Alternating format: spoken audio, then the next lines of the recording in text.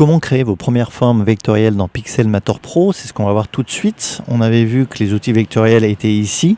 Donc il suffit de cliquer là et vous allez par exemple prendre une forme rectangle et vous allez pouvoir la dessiner rapidement comme ça. Si vous voulez un carré parfait, vous maintenez Shift enfoncé et vous double-cliquez. Et on va pouvoir faire la même chose avec l'ellipse, par exemple. Je prends mon outil, je dessine une ellipse. Si je double-clique en appuyant sur Shift, hop, eh bien, je vais simplement pouvoir faire un cercle parfait. Donc ce principe s'applique à peu près à toutes les formes. Je peux faire aussi, donner un dernier exemple avec une étoile. Et si je double-clique en appuyant sur Shift, j'ai une étoile parfaitement symétrique.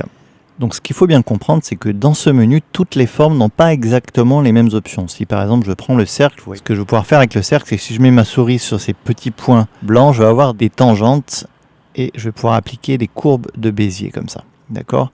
Donc je vais pouvoir modifier ma forme vectorielle très facilement. Donc ça c'est pour le cercle, mais maintenant si je prends une étoile, vous voyez, cette fois-ci, je n'ai pas exactement les mêmes options. J'ai un petit point vert et le petit point vert va vous permettre, si vous cliquez dessus, eh bien, de rajouter des brins comme ça à votre étoile.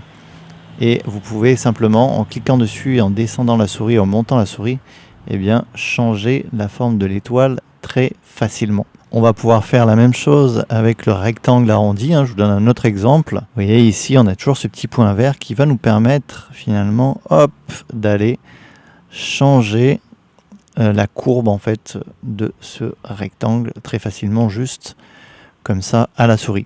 Donc suivant les formes que vous prenez dans Pixelmator Pro, essayez de vous repérer s'il n'y a pas ce petit point vert qui va vous permettre finalement de changer votre forme très facilement et d'obtenir des variantes en un clic de souris.